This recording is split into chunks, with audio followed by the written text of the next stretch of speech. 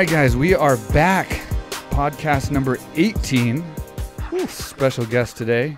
I always say special guest, but this is actually a really special guest.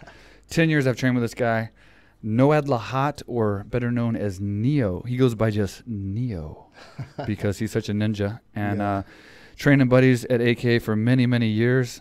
Just came to Phuket. So what do you think about Phuket, about the gym, and about your experience so far? So it's not at all what I expected, because all the third world countries, you know, I've been in Mexico, Brazil, always dangerous. I had in a few fights in Brazil. I had to pull a knife in Mexico, and you know, when we went out, I was like, everybody look at you, is want to rob you, and then you just don't get that vibe from people. And I drive around alone and do stuff that, like in Brazil or Mexico, you can't do. Yeah. And it's so safe here that it's just easy and relax, and you know, the view and amazing. The weather, I love it. You know, you never get hurt when it's warm. It's always you get hurt when it's cold and dry. Yeah, especially training and stuff. Yeah, and I feel, you know, all of a sudden all my muscles like loose, and it's easier to train, and training been great.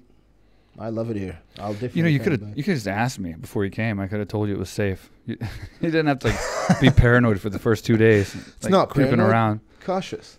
Well, that's all right. Or watch our 20,000 videos we put up. Yeah, that's all right. Yeah, but you see the same videos about Brazil. Yeah, true. Like, don't worry. It's and we went to the same. We go with the same people to Brazil. Yeah. And we went to the same favelas. Yep.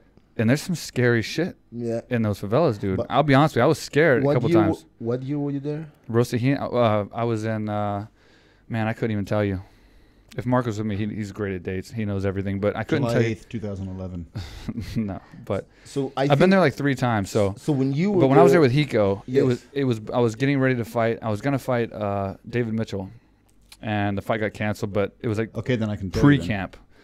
And that would be. I will say this. No. I'll say this. October 2010.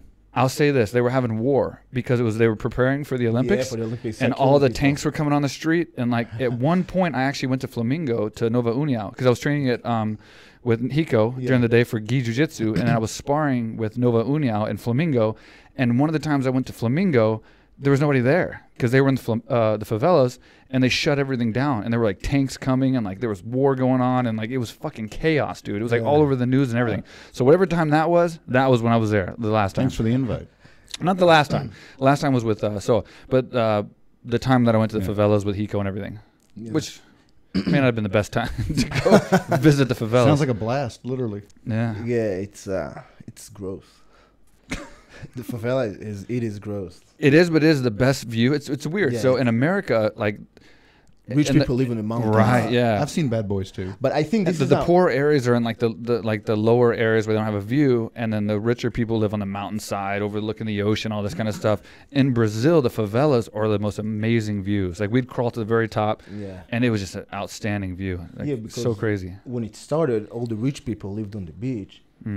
And all the poor people that couldn't travel hours every day just to come to work, they start building everything on the mountains. And the funny thing, everybody I've been in houses there is no floor. It's sand, there's no bathroom, and it's crazy. People live like that, and it makes you appreciate. You know, when I got my black belt because most of Ricardo's students from there, so we did barbecue. I don't know, a few hundred reals, and we bought tons of meat. Got upstairs, and you get shocked. You see what people like living it, and they're happy, right? Happy. How crazy is that? Happy. Because most of the guys we train with there live in the favelas. They come to training, and then we'll go to the favelas and visit them, or go to the corner of Copacabana and the other area. Ipanema. And they have that point where you fish and stuff like that. We'll go hang out there, and it's like they're just so happy. Like they're just so happy, dude. And they have like not much of anything, man. Like they live life, they train. Yeah. And then you come home to America, and like I come to San Jose where everyone has all this money and nice cars, nice houses, and they're on like antidepressants and like pills, and like they're upset and like stressed out all the time. I'm like, fuck. Why is that? Man, if we could figure that out, dude. I think just people, especially in California, just got way, like their life just too easy. Yeah, maybe. You know, they become soft. Even the weather is always perfect. Yeah. Like even the weather doesn't mess with them. I wish I had something to add to this. I got nothing. Yeah, we got into this Brazil talk, but Yeah, it's never been to important Brazil, because so. we're talking about his BJJ, and you know, a lot of people actually wanted us to bring on guests that are up and coming, rising fighters. And dude, you're coming up fast. Bellator main event, you just won. Yeah. Thank you. You've been training for a long time. You've been helping me with my fight camps. I'm retired now, but dude, you helped me for so many of my fight camps, and leg locked the shit out of me so many times. I hate his leg locks. So this is your answer, guys that wanted an up-and-coming fighter to be on the show and talk about experiences, and this is one of them, Brazil. I mean, going there and training it's different than anywhere else in the world. Like coming to Thailand, it's very different, and it's something I recommend for anyone, man, because it's real, man. It's like, it's tough. Yeah, I really believe that in order to learn from people, you have to go to them. Yeah. Like I wanted to learn Muay Thai, so you go to Thailand, learn Muay Thai. Right. I wanted to study Jiu-Jitsu, so I went to Brazil to learn Jiu-Jitsu. This is the only way. You can't expect people to come to you or learn from videos and stuff. Mm-hmm. You have to go and feel it and experience. And it's also, you know, talking about like moving places. I changed camps too. You always have to get that new moves, learn a new perspective, to train with other people. It's important to your growth, not only as a person, especially as a fighter, but only, you know. So there's so much I can get from you and you can get from me. So you always have to learn more. And I love travel too. So yeah. Well, how do you like the training here? I loved it. Yeah, it was awesome. I trained 3 days. That's what I'm saying. day. You've trained three times a day since I've seen you. And he's helping people too, so yeah, it's cool, man. You're teaching and you're training, he's so nonstop, it's been great. man. Yeah. He's like a little Mike Swick. Yeah, I'm gonna crash in like a few days if I keep doing that. You will, yeah. But you wait till you crash on the plane. You got one more day, Yeah. tough it out, and then just sleep the whole way home. Yeah, I got 30 hours flight, so That's a lot of fun, huh? yeah. Because you're going to once Vegas, you right? land- I go China, But you're going into Vegas final? China, LA, Vegas. That's why. And See, I go to San imagine Francisco. from- It's a lot And shorter. imagine from Yeah. Vegas to Houston, another 6 hours. Yeah, that's the worst place to Yeah. go to. Houston? I mean, from here, Oh, the okay. trip is Wow. ridiculous. I think it's literally right behind, like, it's one of the the longest world. like trips I think in the world. Really? Like I really think so. unless you went to Antarctica. Took a weird twist, but Have all you right. gone? No, who has? You've never been to Antarctica? No, haven't. I went there for my senior year in high school. Oh, did you? Spring break?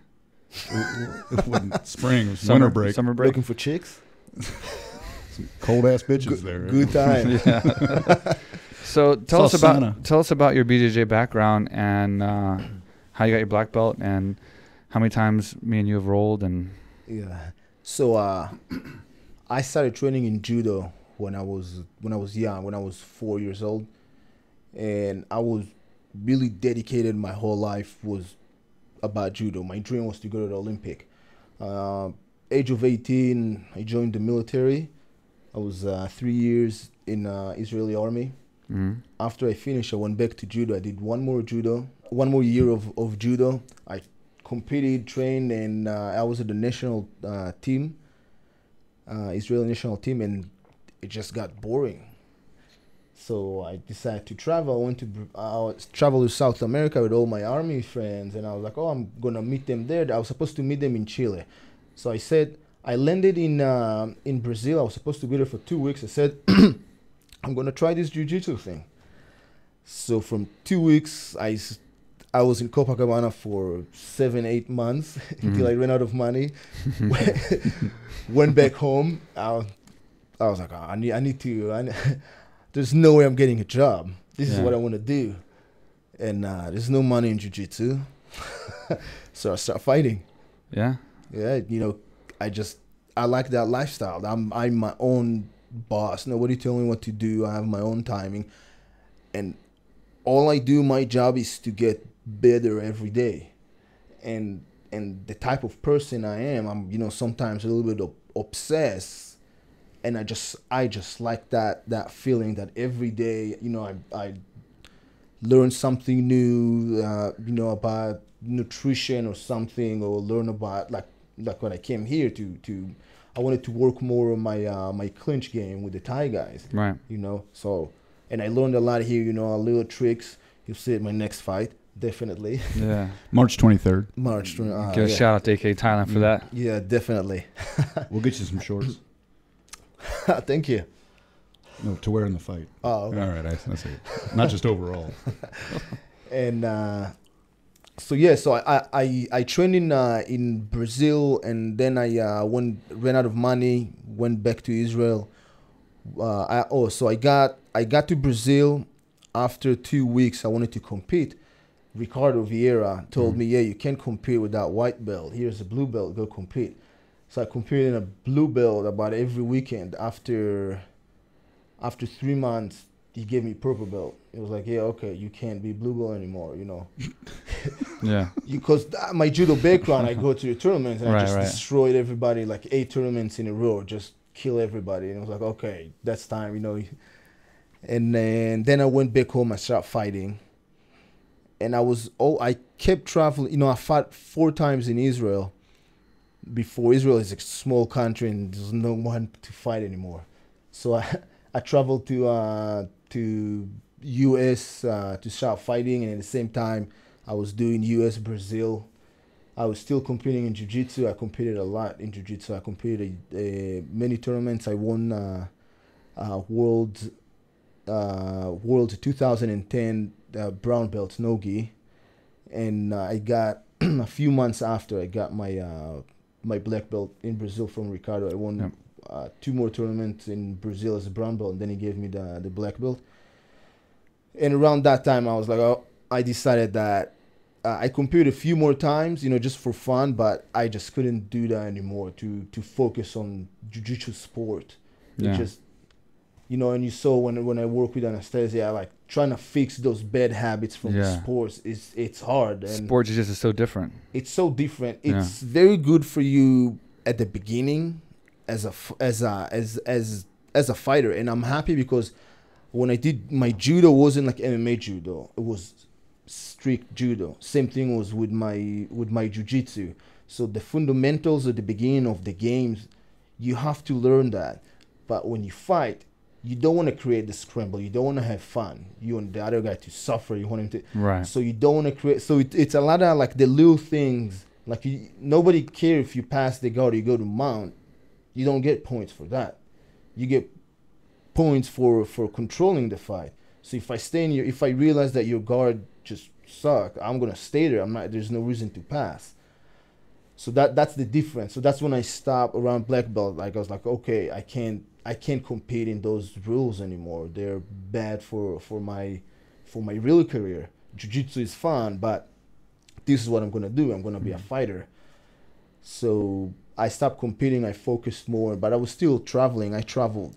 I trained with every black belt that I could find. Like I really the list is really long. I would go there, either pay them privates to teach me, you know, like their specific. If it's John Danaher in New York, you know, in Lister too, and like in Lister in New York. I would go in a lot to Leo Vieira in LA, Leandro. You know, I brought him to San Jose. Yeah. I love that guy. I used to train with Coyotera a lot. Dave Camarillo, I learned a lot from, you know. So I was always looking for Paul Schreiner. I trained there with Marcelo. I always looking for what I can learn from someone. Yeah. And I think, when I got to AKA, what I loved about it, everybody was psychopaths. They're training hard. Because every gym I went to, the people were like, dude, you train too hard. I got to AKA, and I was like, it's everybody here, like psychos like me. It's another beast there, man. Yeah. And everybody was wrestlers. And all of a sudden, wait a second, my jiu-jitsu don't work on these fuckers. I had to adjust my game, you know, like someone like Justin Wilcox. Right, yeah. There is no sweeping. He's a little packed of muscle, so strong and such a good base as wrestlers. Yeah. And I had to learn how to, go against them, against Josh Koscheck. Yeah. You can't go, you can't go armbar on him. From the guard, he'll pick you up, smash you, Yeah. When featuring your guard and keep punching you over and you get Thomsons and all those guys. It doesn't, jiu-jitsu don't work. Yeah. but then you have to learn how to adjust it to like fighting jiu-jitsu, which is different. And I want to get on the AKA training because that's a whole another thing we can open up right there. But going back to the Anastasia thing, like you were saying, training Anastasia, one of the things I'm having with, like an issue I'm having with her, not an issue, but the situation is she's been a victim of her own success as far as she's 5-0 as an MMA fighter, 3-0 in Bellator, and she's a superstar. I mean, she's got a huge following. So she's one of these rare types that's made a huge career and is already famous, but never had the jiu-jitsu basics of sport jiu-jitsu or what any jiu-jitsu, right? Yeah. So we're having to fast track her right now. So we can't put her in class and learn the basics for 2 hours a day, you know, and then she has a Bellator fight coming up against a tough opponent. We have to fast track her and teach her all the specific things that she's going to need, you know, for that fight. And like the style that you have, which has been great having you here, because your style is what she needs to win these fights and to progress herself to a higher level faster than sitting there every day for, you know, 2 hours a day for 6 months, a year before she'll get caught up, learning a bunch of stuff that she's not going to need, a lot of stuff that she's not going to be able to use in that specific fight. So it's been a very unique situation, and she's made a lot of progress. I'm very, very excited about her next fight, and you've helped tremendously this week. Yeah, definitely. But what I think is because if we started 10 years ago, there was no fighting jiu-jitsu. Right. You know, you see people pulling guards in fights. So I think it's a style that you know, I developed. I learned from people, you know, from my late coach, Follis, Robert Follis. I learned a lot how to adjust to that style. The first one, you know, to point me on that style was Dave Camarillo, you know. So, like, I can give her, like, the shortcut to the understanding.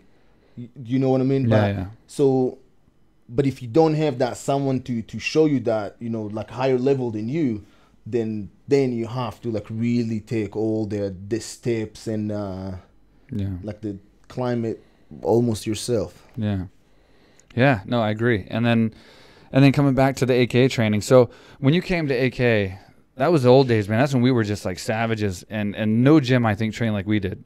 So when you came into AK, what was that like? Like when you first came in and you saw how we were sparring, and you would see us freaking out in the ring, wanting to spar more. When was that? What year? 2009. It was 2009? That's it. Yeah.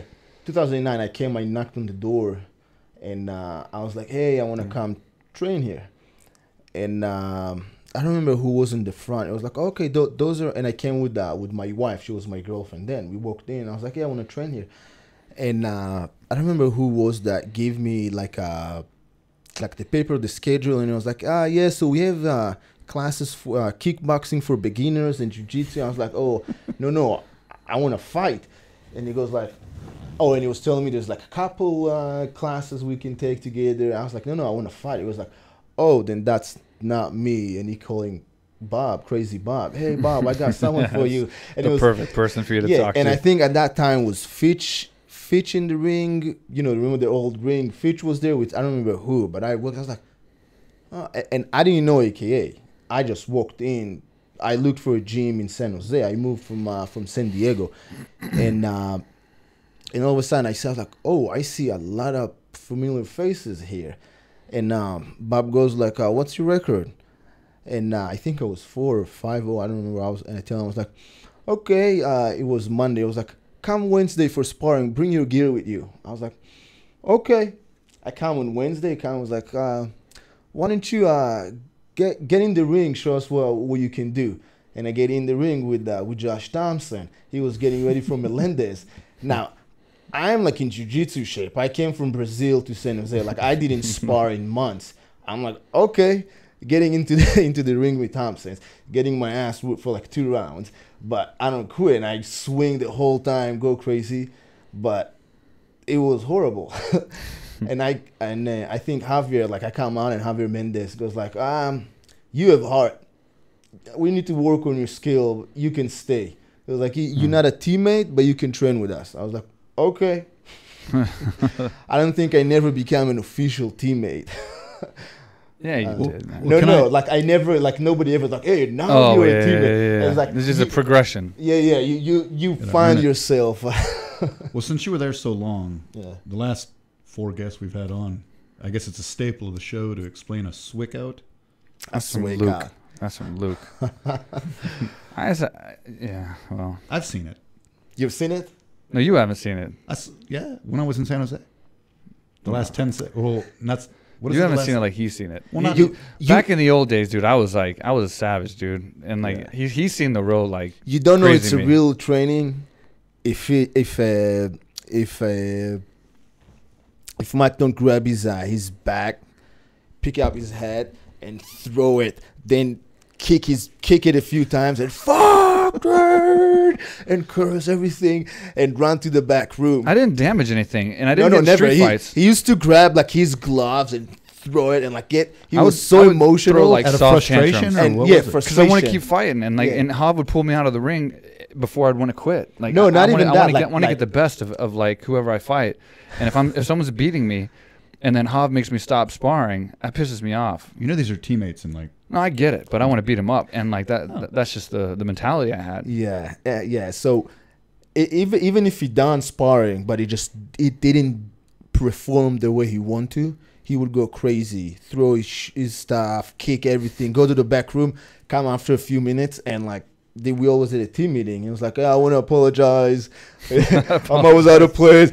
Every week, at least once, that happened for years. Yeah. Now, you said about the mentality. We had like people getting flat at least once a month with someone with getting KO'd. Yeah, it was tough, man. It was like I know the Lion's Den was like the Lion's Den, but this was kind of like a Lion's Den, you know, for the fact that we trained hard, man. It was a bunch of lions, and we went in there and we fought hard, and like nobody wanted to lose a round. Nope. And for me at the time, especially at that time, I was in the UFC, and I was top ranked with Koscheck and with Fitch. So at one point, we were all top 5. It was me, Fitch, Koscheck, and even Jake Shields. Yeah. And we all trained together. So we had rounds together. And so we were all trying to prove we were the best, or that we could get the best of each other. And so it was tough. And Jake Shields was my worst. He was my nemesis of like just holding me down. Like he would get me to the ground, and especially with gear on, forget it, man. It was like so hard to get up, and I get so pissed. And then I'd get up and want to do another round, and Hav would be like, "No, you're done." I'm like, "No, I want to." And I would just sit in the ring, man, like Sakuraba when he fought in UFC. And like, remember when Sakuraba stayed in the ring? He wouldn't leave the ring until they made him fight again. He wouldn't leave because he wanted to continue on, and they brought the guy out and fought, I think. But I wanted to feel like I did what I was supposed to do every single day, and that was that drive that kind of like pushed me to my limit. It was one time. Oh boy. Hav tell him like, okay, you done, get out. And Swick standing in the ring and like, Neo, come, let's spar one more. And Hav look at me, I was like, nope. And I'm like, I look at Swick, I'm like, what do you want me to do? He's like, come here, let's spar. And Hav like, no, Neo, don't go there. And I was like, I don't know what to do. Tell me what to do. Well, I've seen Hav yell at you and kick you out of the gym. Yeah. He never yelled at me in like a mean way, but you know what I mean. He out of love, he would kick me out of the gym. And then there was the trying to save you from yourself. And there's the brony things too. So I'd like you and Baroni too, like other people. We'd have those incidents with Matt Major and Baroni, and like we had a lot of people that were just... one time, me and Baroni, wow, that was funny. So it already is. I won the world jiu-jitsu championship in 2010. Now I came back and Baroni just gave me shit all the time. He was like, "Hey, that's bullshit. That's not really that's not really the world championship." I was like, "Why not? The real championship in Brazil." I was like, "No, not really. It's here in LA, in Long Beach." And he was like, "No, that's bullshit. You didn't won anything. You garbage." Just like that all day. I remember this dude actually. And he was sparring and had like really hard time in sparring. And he coming out of the ring and he looked at me and was like, "What are you looking at?" And I was like, "Why don't you go for a run?" And he just lost it. He like sprint at me and I was like, "Bring it, bitch!" And like, no, ready to fight. And then you and DC jumped on him, like hold him. And I'm like, no. I was like, and I'm like standing there, "Come on, what are you gonna do?" And he's like, "I'm gonna kill you." And both of you like, and it was like 185 running, like giant, all muscles. That was funny. There's been a lot of street fights at the gym, and people asked in previous episodes, like, what's a street fight in a gym? It's obviously you're sparring. Oh. No, there's been street fights at the gym. I've seen Mike Kyle punch Daniel Puder, and we had to break it up. Me and Koshek actually held Mike Kyle off of Josh Thomson. I remember that. Remember that? Yeah. Josh Thomson comes out and picks a fight with Mike Kyle and Heavyweight. A heavyweight, and Josh Thomson has full-on 16-ounce gloves on and finished sparring. So he was tired from sparring, and he had gloves on. Meanwhile, Mike Kyle was fresh, no gloves, and picked a fight with him. And I was just like, oh, my God. Good thinking. A, he's a heavyweight. B, he has no gloves on. C, he's not even tired. So then they went at it. I mean, they were going at it like hard. And so me and Koshik were doing everything we could to pull him off of Thomson. And Kyle was like, I'm gonna give it to you guys next or whatever. And we're just like, well, fuck, what do you want us to do? Give it to us, but we're not gonna let you beat up fucking Thomson. We got to stop this fucking from happening. Thomson's never shot up the whole time. No, I mean they just went at it, man. But that's what happens when you got so many tough guys, dude, in one place, man. Yeah. And not only that, how many times we had people that just had to wanted to fight and just like, no problem, go into the ring. Yeah. We had a few times. Like I had a few times. I was me and Thomson got into the ring, into the cage, and me and Thomson, I sparred Thompson's for every fight he had. I was his if not the major sparring partner, but one of his main sparring. Yeah. And we were trying to kill each other. Yeah, of course. Like crazy, kill each other, and people always said, "Oh, you train too hard," but I fight because I love fighting. And to me, going to AKA, I was fighting every day. Yeah. And I love that. Yeah. I was like, our wrestling was fighting. Yeah. It was crazy. Our grappling was fighting. Our sparring was insane. I was just having fun. That's why I was fighting. Yeah. But yeah, and like how many fighters came to AKA to train and stayed there for like a day or two? I'm talking like top level fighters. Like I don't want to say names, but I'm talking like UFC level fighters that were like, I'm coming to AKA because that's the best training, that's the best guys. We've been hearing so much about this camp.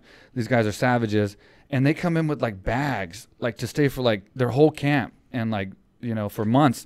And like 2 days later, they're like, yeah, I got to get back home. Got something going on, and they're gone, bro. So many people came and left. How many people you saw coming to spar with Cain? Like came to AKA and nobody knew Cain. Coming to spar with Cain, and after a round or two, one day for them made them look so ridiculous, yeah. like crazy ridiculous, and they just leave. I saw him one time getting mad and throwing someone out of the ring. Yeah. You remember that one? Wait, what was it? At the old AKA. One time he picked up and threw someone out of the ring. No, I didn't see that. I believe it. Cain was a savage, and like with Cain, his cardio is so good, no heavyweight can keep up. Yeah. So what we do at AKA is we switch guys every round, because obviously when you fight the same guy. So it builds your confidence in the fact that when you go and actually perform, you're fighting one guy, 3 rounds maybe, and that's it. But in the sparring session, you're going 25 minutes or 20 minutes or 15 minutes of hard sparring, no matter what. You can get an armbar. You could possibly knock somebody out. You're still going to go because every round they're going to put somebody else in there. So it's like, it sucks, bro, because you go in there with that stomach because you just know you're going to get, it's a fight, and you're going to get pushed to your max no matter how well you do, no matter how good you perform, no matter how good a shape you're in. And we would have fresh guys every round. And Cain was one of the few people that like no heavyweights could even stay 5 minutes. Like they couldn't even last one round to get a new fresh guy for round 2. 2 people for a round. So we'd switch 2 guys in with Cain. So we'd have one guy go 2.5 minutes. 10 dudes. Yeah. We'd have 2.5 minutes each, and they would go full on because they only had to go 2.5 minutes, right? Yeah, they're doing 2.5 minutes, resting for like 10 minutes coming in. I remember when he was in, like when he first started the Ultimate Fighter and he was AKA and all that stuff, he would tell me, you got to watch out for this guy. This guy, I was kind of new to the sport, since he joined it.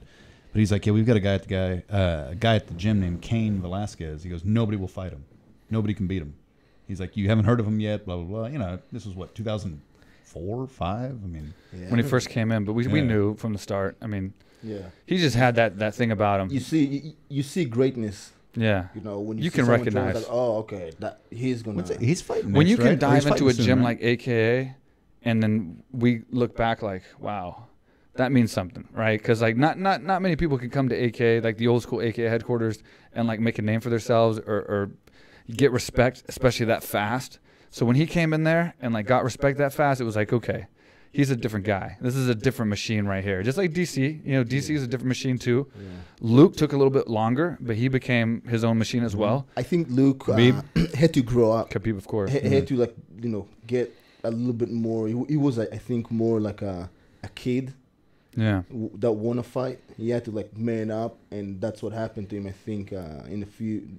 Well, he came from BJJ, so he was a Yeah. BJJ guy. Came in But really DC good BJJ DC and had to came- turn into a UFC or turn into a MMA fighter from BJJ Yeah. and lose a lot of the old habits and restructure his game and like find himself and then like kind of redo his whole style to make himself who he is today. He did all right. These other guys kind of Yeah. just we formed from the beginning, like DC, Cain. I mean, they were kind of base. I mean, they had wrestling, but I mean, as far as MMA goes and BJJ, we kind of formed them as they went from the start. So they just kind of became who they were. But I think DC already came with a lot of experience in competition. Absolutely. And he was already a grown man. Yep. Cain already had that mentality and, you know, of working hard and stuff. And he also, you know, didn't grow up in California. Yeah. So, and I think, you know, Thomson's the same. Didn't grow up in California. Ready to fight in the streets. And I think the only guy that really had to, didn't have that strong wrestling background. And so he had to, like, really grow up in the gym. Yeah. Like, mature. Yeah.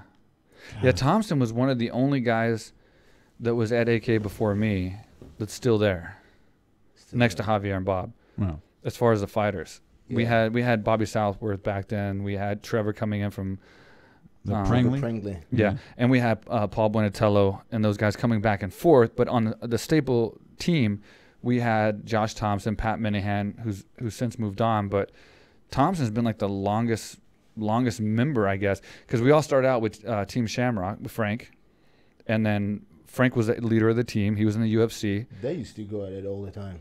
Frank, yeah, him and Thomson didn't get along at all. And me and Frank were okay until the end, until he left. Then we had our bitter. When I got in the UFC is when me and Frank kind of butted heads, and we had our thing, and then Dana got involved. Twitter war. We had our wars with me and Dana and Twitter, or me, Dana, and Frank. But we've cleared all that since then. But it was Team Shamrock when I actually first came to AKA. So that was the name of the team.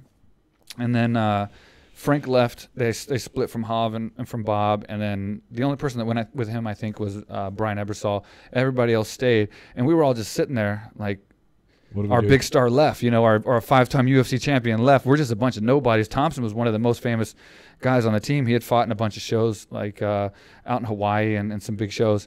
Paul Buenatello fought in a couple. So we're just like, I guess we'll call it Team AKA, and we just started grinding and trying to work our way up. And to go from that, like remembering that time when Frank left and we were just sitting there alone, like, you know, with a bunch of guys that didn't really have names, to seeing what the team became now, or as in your case, because you've moved on, but like to see what the guys that were there at that time have done since and are doing now, you know, whether they're with AK or not. You know, Luke's still training or just started training in Florida, but to see all those guys and what they're doing now, it's like, fuck, man, we had a fucking team of savages, dude. How long was like BJ Penn there? I know Rumble Johnson was there. BJ came when I first came, right? When I first came there, he was with Team Shamrock. So when Shamrock was there, in fact, I think he was there before AKA. He was there just when Shamrock was there. I bet nobody knows that. And he came to American Kickboxing Academy, and he got his UFC contract because of his BJJ. He was a black belt, won the world championships and everything. And so that's why he got in the Not UFC. real world championship. Not the one from California. Yeah. The one in Brazil, the real one. The real one. Not the one you won. So then he won the worlds or whatever, and then he got his contract in the UFC. He came to AK for every single fight, for his first 4 fights or whatever it was, and then he won all those fights by knockout. So it was incredible, and it was a cool testament to us because we were a striking gym, even though we had a lot of predominant grappling guys. He won all those fights by knockout and by just sheer, because he fought just like we did. He jumped in there, and he was part of the whole Savage crew. Yeah. And then he fought all the way through to Jens Pulver, and then moved on after that. He had lost that fight and then moved on. And then I think we had the split, and then we broke up, and then we Rumble formed Johnson AK. too. I know he was there for a little bit. Rumble Johnson came in. He was in San Jose, so he used to come. Yeah, he would come in and just spar and stuff. Yeah. Oh, okay. I don't know. Like He came in as a welterweight that was 50 pounds over, believe it or not. Always. He was like 220. Well, he was always 260. And he was fighting at 185, welterweight, and I don't know if it was even UFC at that time, but he was training with us, and like I was like, God, this dude is huge, man. And he didn't grapple. He didn't want to grapple too much at that time, but he loved sparring, and he was fast. And I'll be honest, like as I was coming up, and he was in the welterweight division, and I was, and Koscheck and all that, he was one of the ones I was, you know, even though we had trained together, and I knew I had him, I felt like I had him on the ground.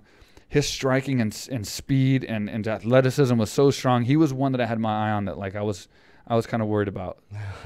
You know, he was one of the ones that like I was kind of worried about if I ever had to fight him. It was going to be a tough one. And then he moved on to like every other weight class in the division and fought every other. Literally, yeah.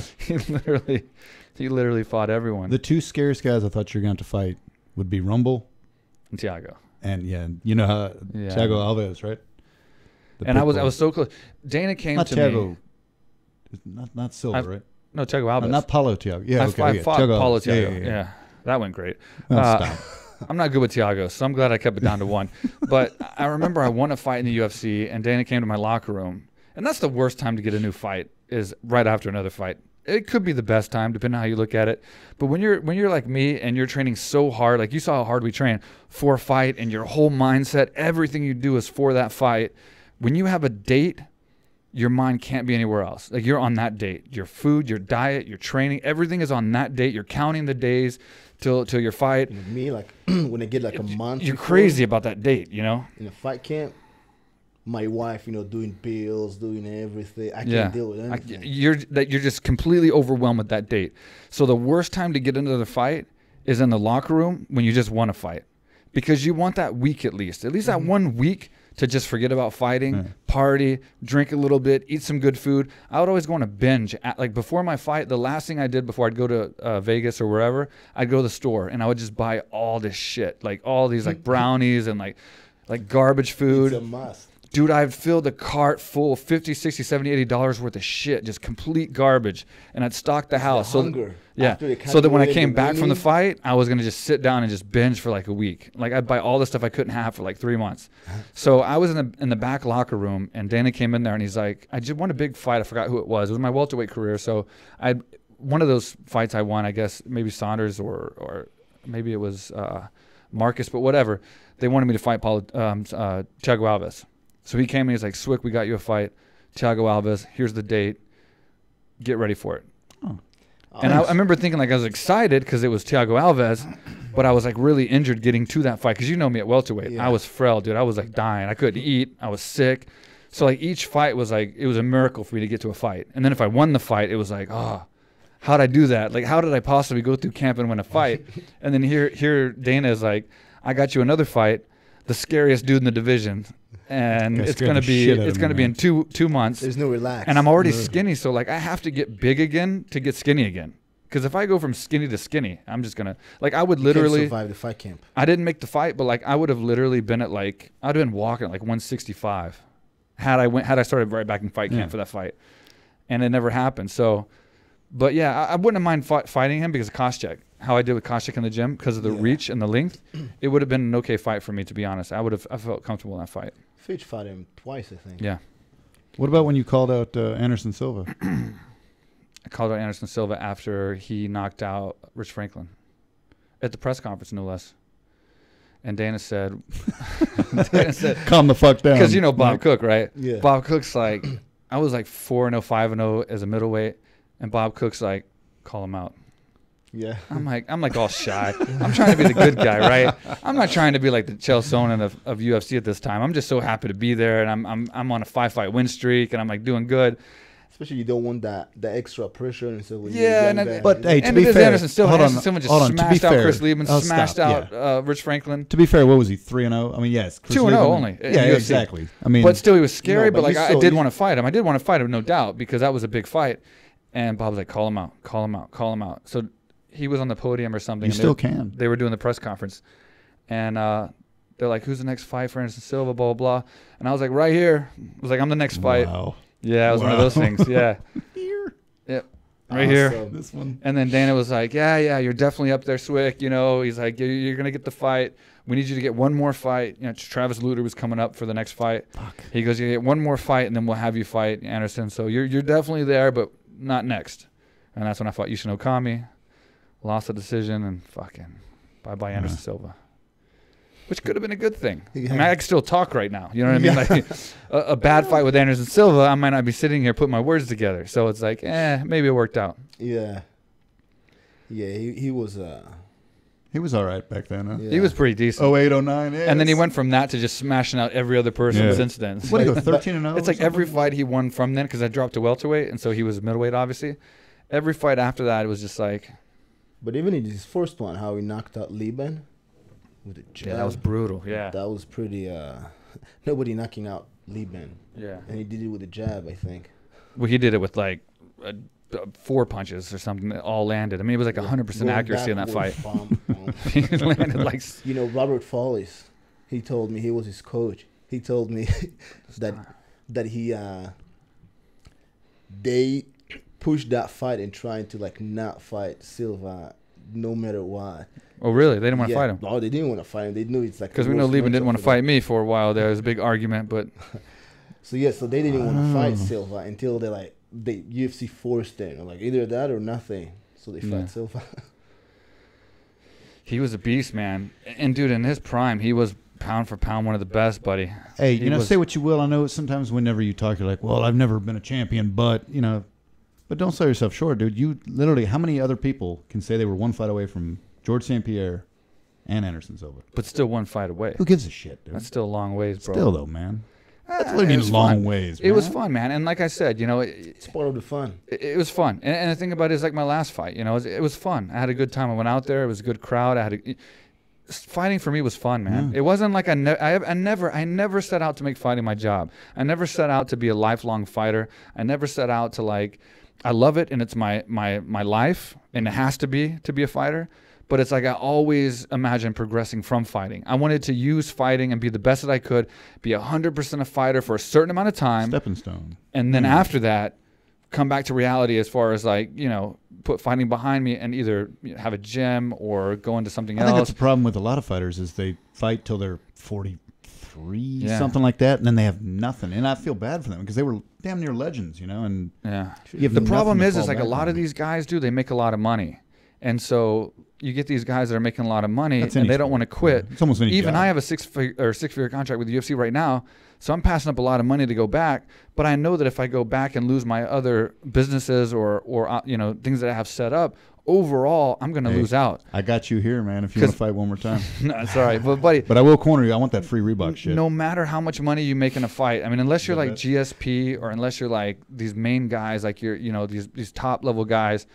Dude, that money goes. It goes fast. You got to have business. You got to have stuff that's going to keep the money revolving in month after month after month for the rest of your life. And you got to set those things up, man, because I think you did it right, man. I'm trying. But if you don't, that money ends. Like when I went 910 days without fighting before UFC on Fox 4, buddy, it ended. Boom, sponsors ended. Yeah. Money ended. Everything just What came to a crashing nothing, dude. And that's when I took my money and started investing in business because I'm like, dude, if this happens again, I need some income coming in. You know, I need something that's going to last forever because, you think you're rich, you know, you start making good money. But it goes fast, dude. Taxes, managers, kids, family, it goes fast no matter how much you make. How many football players have we seen and other sports athletes that make millions and millions of dollars and then 5 years later they have nothing? Houston's a good mecca of athletes. And, man, I've seen them go from up there.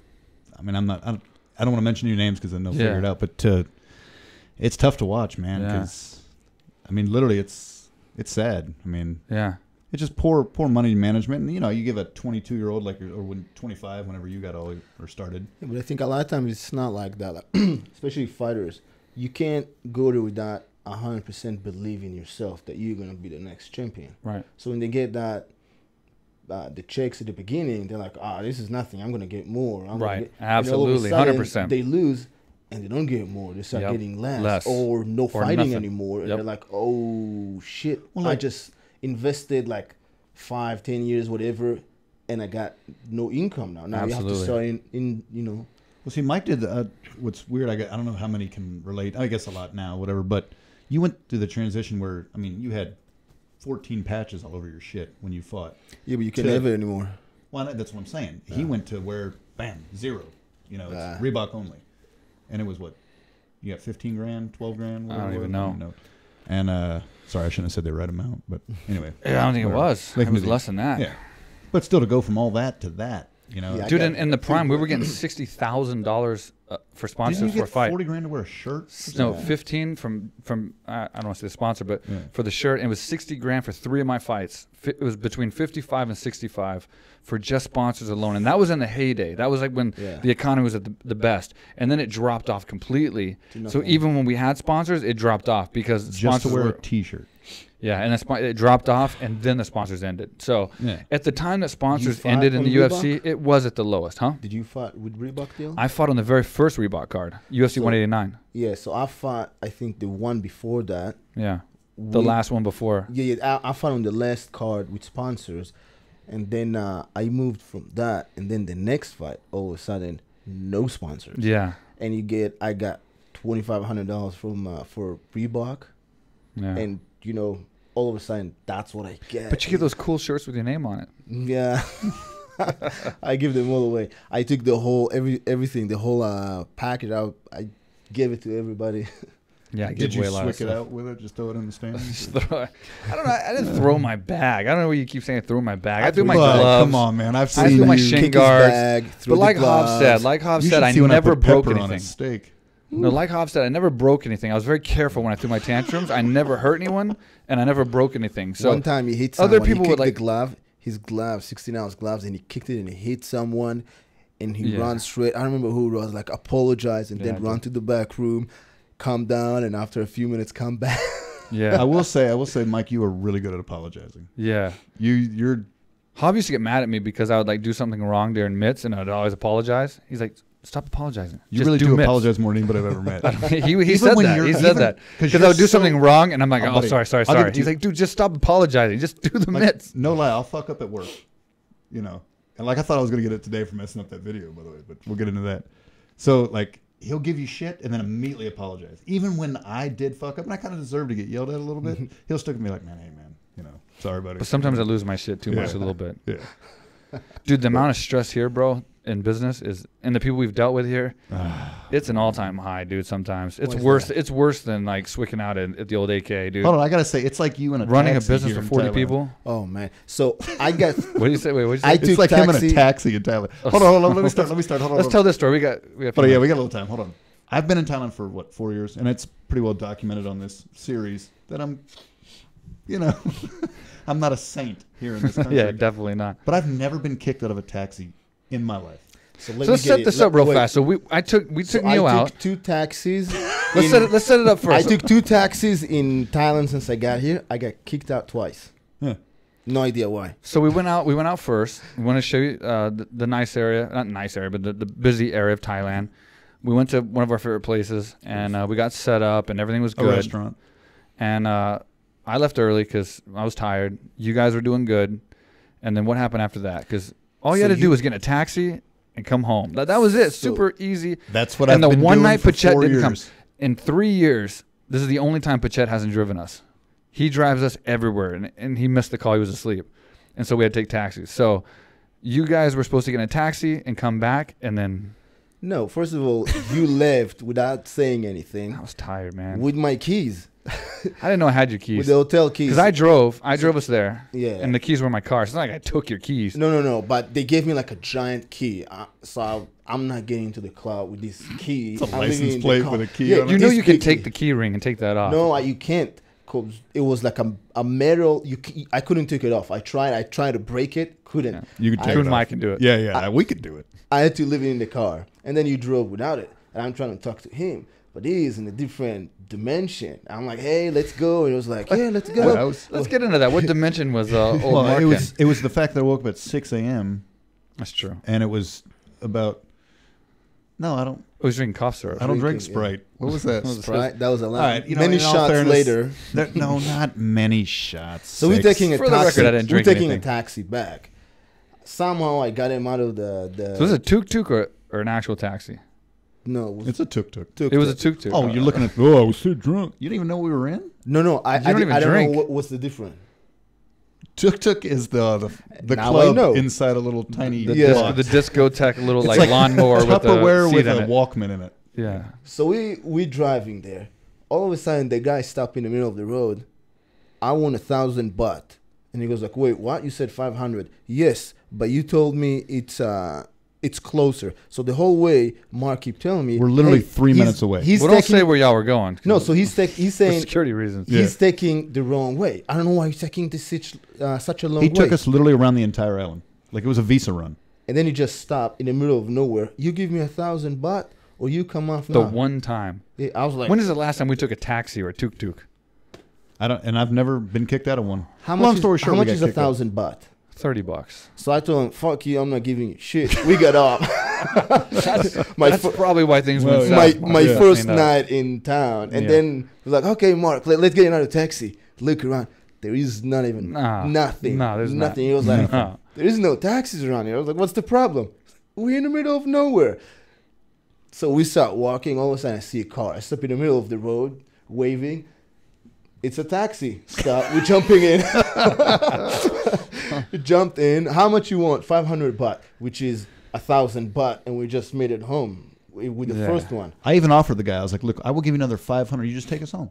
That's it. You will double your money if you just take us 3 more minutes." We had to walk 13 to get to that.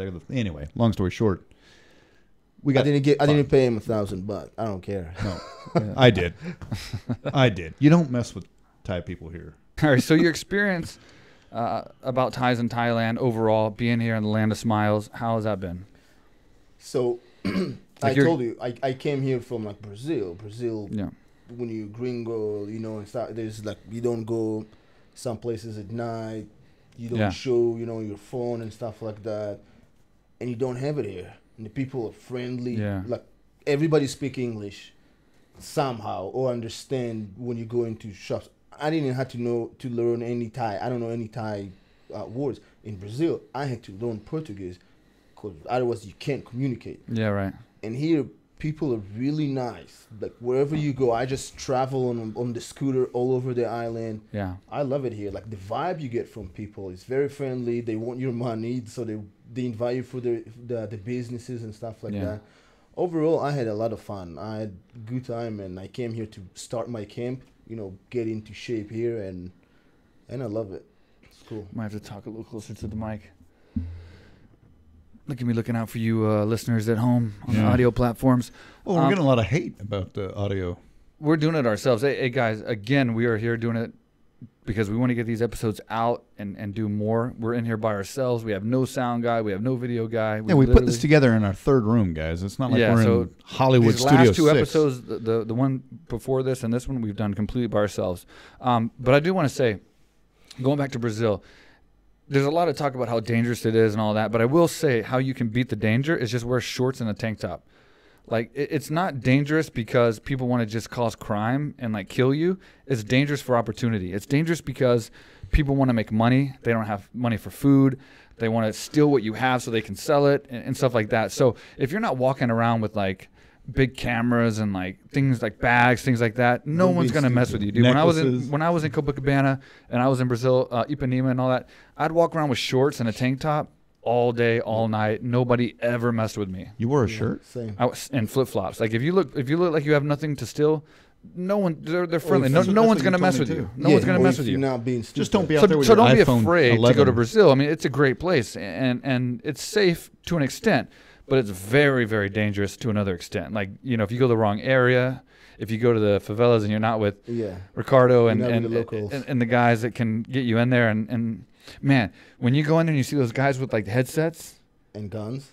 that's scary When you because those are like the bosses or the main guys there. Because, like, there's no cops in the favelas, right? So Yeah. as you're walking through, you're like, I was like 45 minutes deep into this favela, like Off you deep, like, You see all the gangsters all day. yeah. There's no running out. Like, it's just straight. You're in there. You're screwed. You've already jumped out of the plane. Like, you hope your chute opens, right?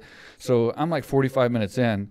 And he goes playing like a joke on me because he knew one of the guys that, like, knew I was coming in, so he, like, stared me down, and he had, like, hilarious. how you know who the guys are that are the dangerous guys? They have headsets and they have walkie-talkies Like, and they have guns, but you may or may not like can see them. Bluetooth shit or No, they have walkie-talkies because they communicate with each other. Like the regular people in the favela don't have walkie-talkies and they're talking to anybody, right?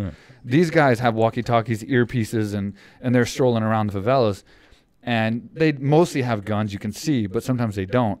And as we're walking by, Hiko came in, or he had this guy that came up to me and was like staring me down, and like he was mean mugging me, and I was scared as shit. Even with Hiko, I was scared as shit, dude.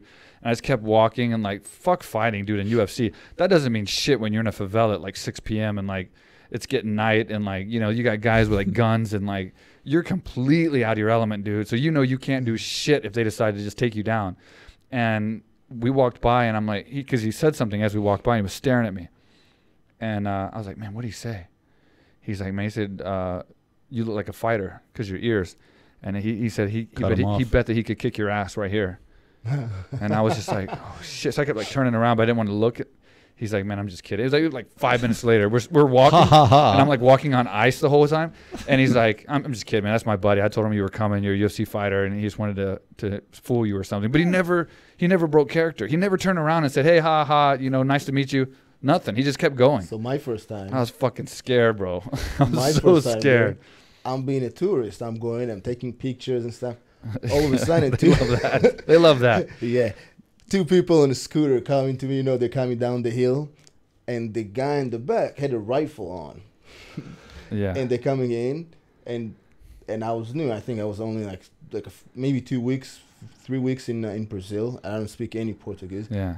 And he started like talking to me, and everybody thought in Brazil that I'm Brazilian. I look at my friend, and he goes like, no photo. I was like, no photos in my pocket. I apologize. Yeah. Another crazy thing about Brazil is it's hard to like identify Brazilians because they're very diverse. Yeah, they look like everything. And they're blonde women. They're blonde. They're brown. They're like, you can't pick a Brazilian. You know what I mean? Indians, like a lot of them, you know, like native look like native. You can't pick. I mean, they're all Brazilian. Most of Brazil, when you're in there hanging out the areas, are all Brazilians, but like they all look different. So you always think you're going to go talk to somebody that's from like Rio de Janeiro. But you with that necklace will pass as Brazilian. Yeah. The what? The necklace. The necklace. They love that. Yeah. I bet they do. But like, yeah, you think you're going to talk to somebody or walk up to somebody that's like from Europe or from America or something. That's how I met my wife. And you walk up and they're Brazilian. You're just like, what? I met my wife in Brazil. Oh, did you? Yeah.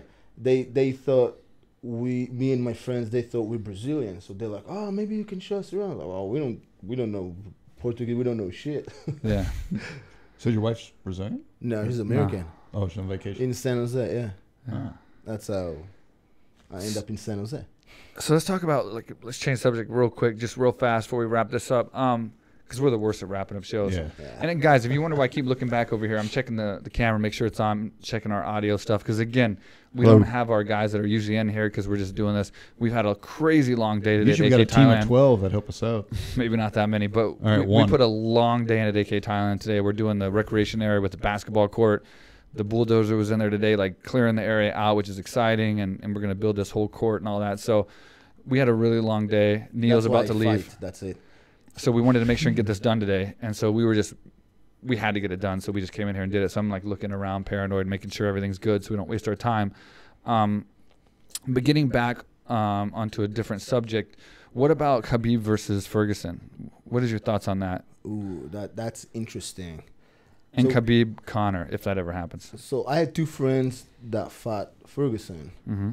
I cornered against him. I cornered Josh Thomson in San Diego. It was San Diego in 2015 against him.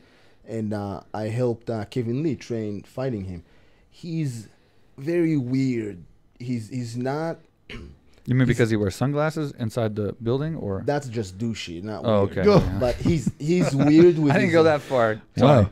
He's just. I'm not saying weird. I set it up, but I didn't go that far. Tony's gonna be our next guest, so we don't have to deal with that. Yeah, I guess we'll scratch him off. All right, go ahead. So, I'm not saying weird is a bad thing. Weird as a fighter, it's something that unorthodox. But it's not unorthodox. It's just straight weird. You know, it's hard to get ready for him because he's a look that you'll never see from anyone else. Yeah. His striking, his jiu-jitsu, very crafty.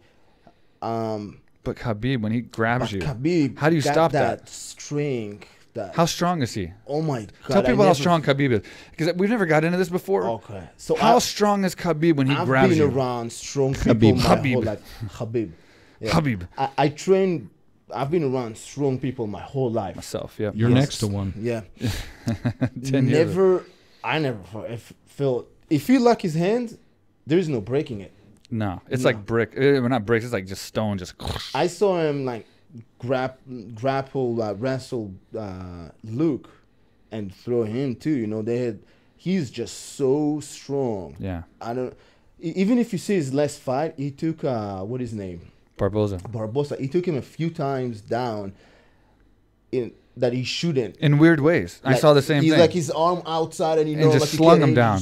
Yeah. Yeah, and Barbosa is not small or weak. Yeah, no. That's how you know he's crazy strong. When you feel, and you can't explain that. It's strength, you know, like when nobody go to the corner, oh, his cardio is so good. Oh, he's so fast. You go to your corner and say, motherfucker, he's strong. Yeah.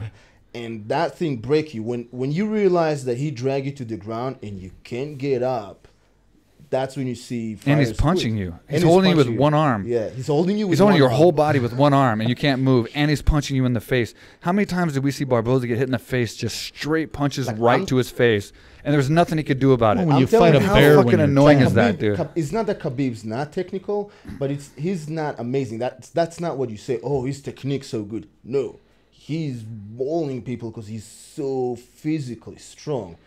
And I don't know. So who do you got then? I don't know because Ferguson really good off his back, but I think Khabib wanted more.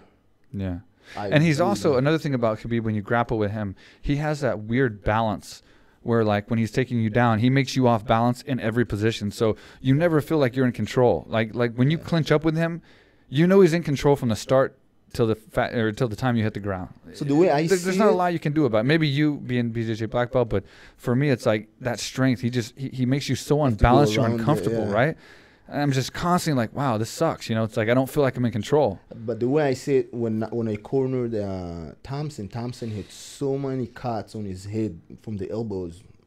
Yeah, he took Ferguson down, and Ferguson had that weird. He's crafty, and he had, I think, like 60 stitches in his really head. Yeah, he had 4 Mercedes, and that guy didn't stop fighting. He got weird elbow like in the clinch and got rocked, I think, in the second round, and was all cut, blooded, and never had a quit in him. Yeah, Thomson just those people that don't have any quit, and he kept fighting Ferguson all the way.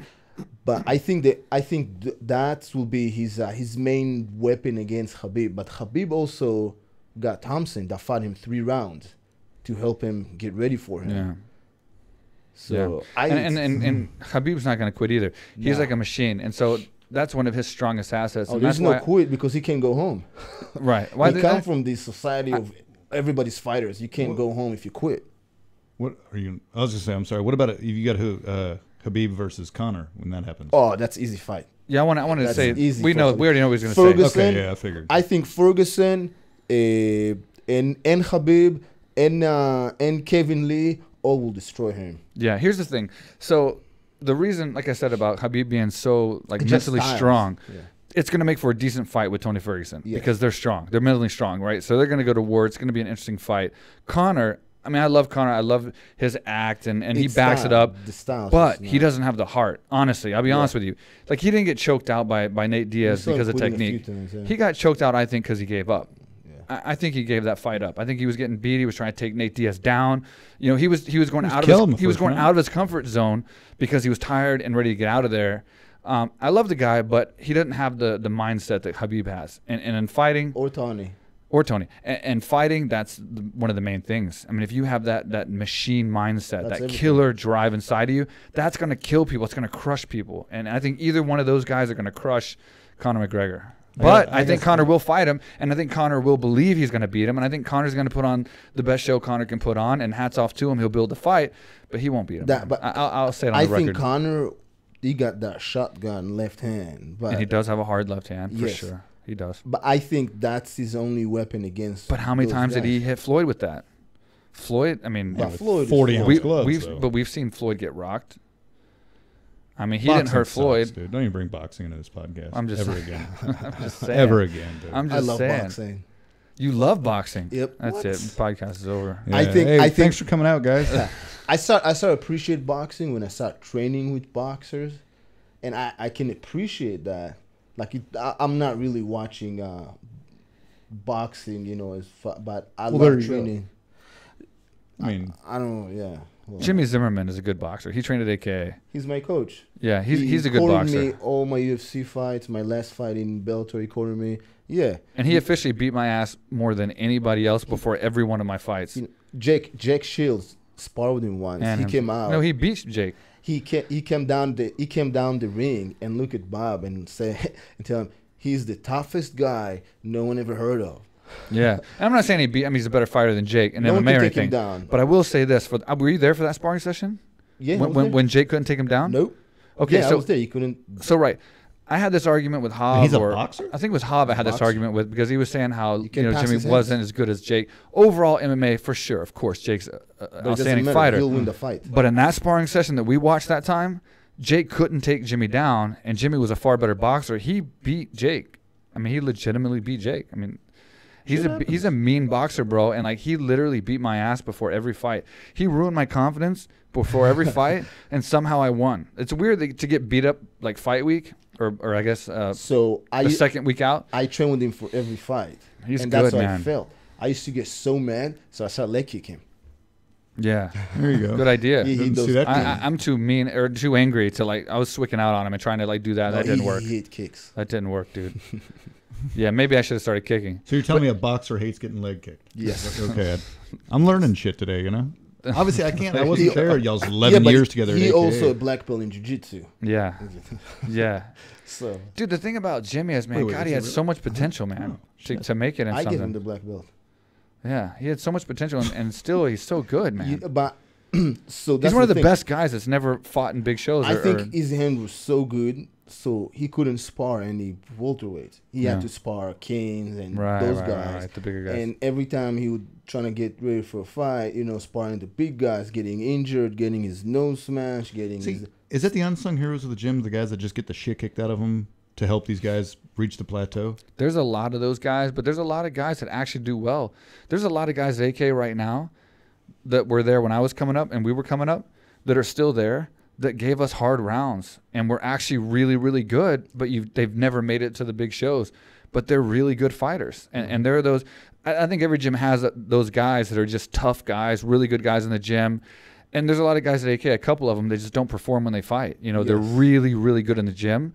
And they'll give you hard rounds. They'll beat me rounds here and there. And like, Well, and Can't what I've win noticed fights. too, But they there's just the can't- opposite too. It's those guys that train like shit, but they fight like I never saw a guy like that. we have. I I'm not have- gonna name any names, but I haven't seen too many of those. I've seen No, more guys you know who I'm train talking better about, in the gym and lose it in the fight. And that's because when you get in the fight, man, there's a lot more factors out there. Yeah, but It's a you'll lot more never mental see- when you get in the I fight. never saw anybody like that on the high level and being consistent. with Right, it. right, of course. You can't come to the gym, be garbage, and then go and all of a sudden At a perform. UFC level. You can, yeah, exactly. You can get it at local shows when you know, but you can't do it at the high level if you're just not training hard or you're just not good at that in training. You're not going to be good at fighting. And speaking of the Swick out from before, and speaking of Jimmy Zimmerman, so the worst one I've ever had was Jimmy Zimmerman. And Hav talked about this on the Javier Mendez podcast. So check that out, guys. That's actually a really good podcast. If you're enjoying this one about the old school stories of AKA, check out the Javier Mendez podcast. I can't remember which episode it was. 6. He's probably There you right. go. But there was one time I was in the ring and I didn't want to leave. Jake probably beat me around or something, and I was just pissed off and angry, and I was yelling, and I wanted to fight, more people or something. And Jimmy was ready to fight. So I was like, bring Jimmy in. I'll fight Jimmy. And I was like, no. And I was like, yes, I want to fight. Come on, Jimmy, let's go, let's go. And, of course, Jimmy's like, yeah, And I was like, Jimmy's like, I'll kick his ass again. And Hal was like, no, Swick, get out. And I was like, no. And Hal gave me that look like, okay, go ahead. Made me a little nervous. That whole, like, go ahead kind of, it wasn't like the whole, like, go ahead, you're going to kick his ass, like one of those. That's what you want? It was the go ahead, I'll see you in 5 minutes, like one of those things. And if it even was 5 minutes, I don't know. But I got the shit kicked out of me. Like, Jimmy beat the shit out of me. I was bleeding and, like, I got this Jimmy guy still and it was like at my AKA fourth or round or something. And then I got out and I was sitting on the side of the ring.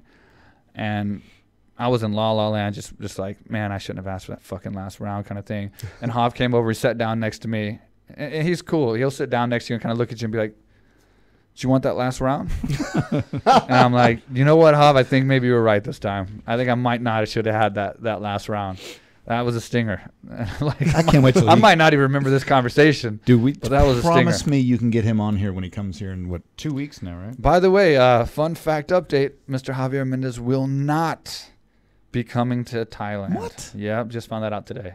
And you just now told me on... I just found out. He just texted me a while back because, and good reason, he has to get back from Luke's fight to help DC on the Ultimate Fighter, and for Khabib. Khabib was getting ready for the fight. I understand it, but So man, I love Khabib and DC been on the Ultimate Fighter. Okay, I understand. Chasing belts. Yeah, so I don't know about Bob Cook because Bob Cook has been wanting to come here for a long time, so he might get through it for at least a day or two. I have Is a Luke feeling. still coming? I have a From feeling. Thailand. Yeah, I Oh, have from Australia. Yeah. I have a feeling Bob Cook's probably going to still try and make it by real fast. It's not like he's training the fighters like Hob is anyway every day.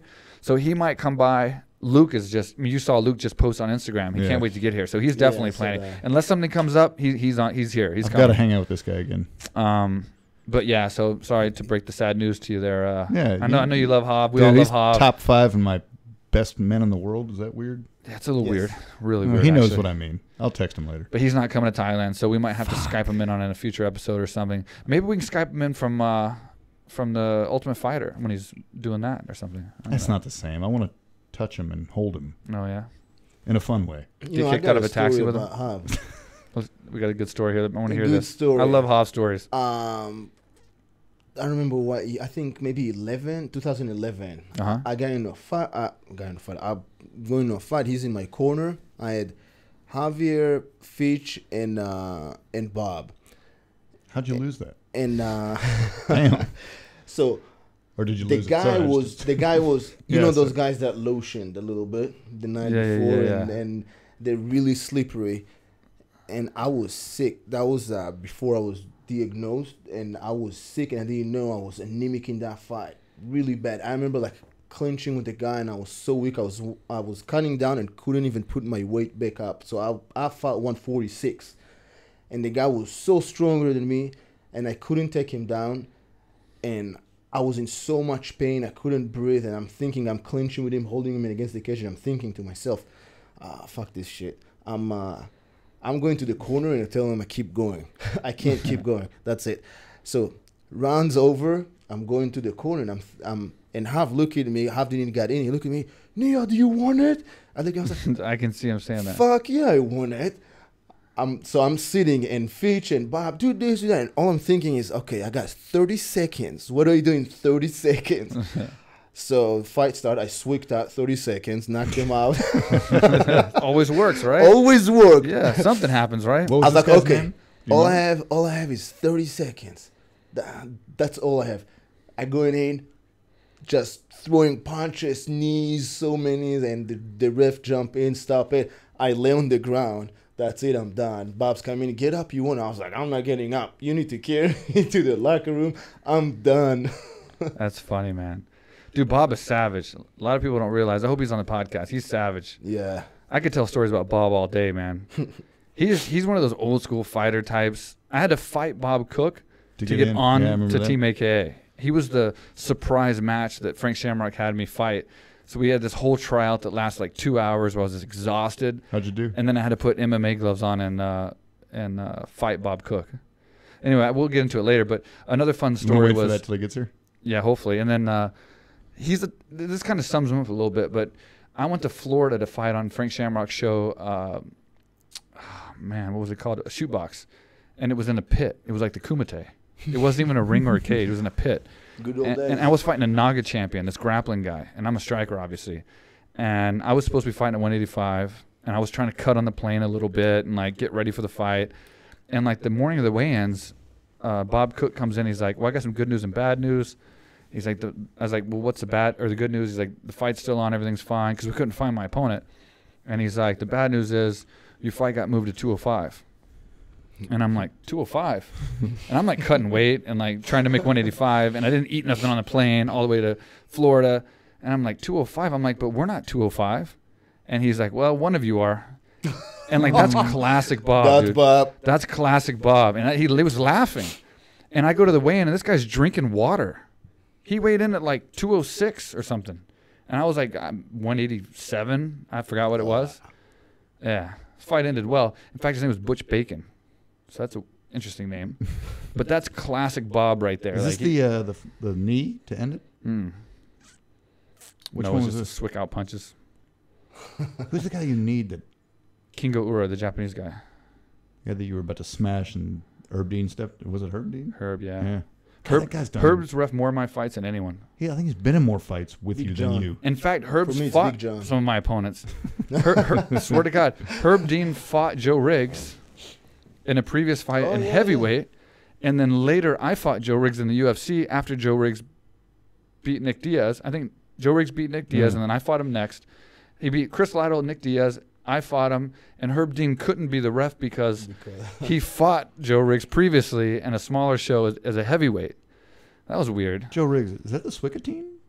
No, it was one of them. It was the second Swickatine in a row. Oh, jeez. I know, I hate it. I get it. It's stupid. But Swick. at the time, it was funny. And oh, man, speaking of BJJ, tell me if you agree with this, but so many BJJ guys got pissed at me for calling the guillotine the Swickatine. I got so much hate mail because, like, dude, you can't change the name of a move. Yes, you can. You can do whatever you want. Exactly. I'm in the UFC. I can say I did anything. Go to the UFC and win by submission and call it what the fuck you want. Von Flu choke? The I Neo doubt that was team, named whatever. before he was Like, there. these guys were so serious, man. No, I see it, but these guys were so serious, and they were just like, you can't change the name.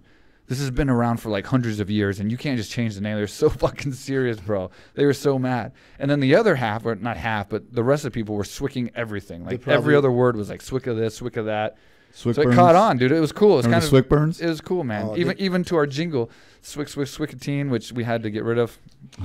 By the way, guys, we're keeping the jingle as it is right now.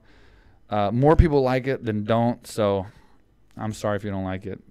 We took out the Swickatine part, which is it was funny, and it was for the first few episodes.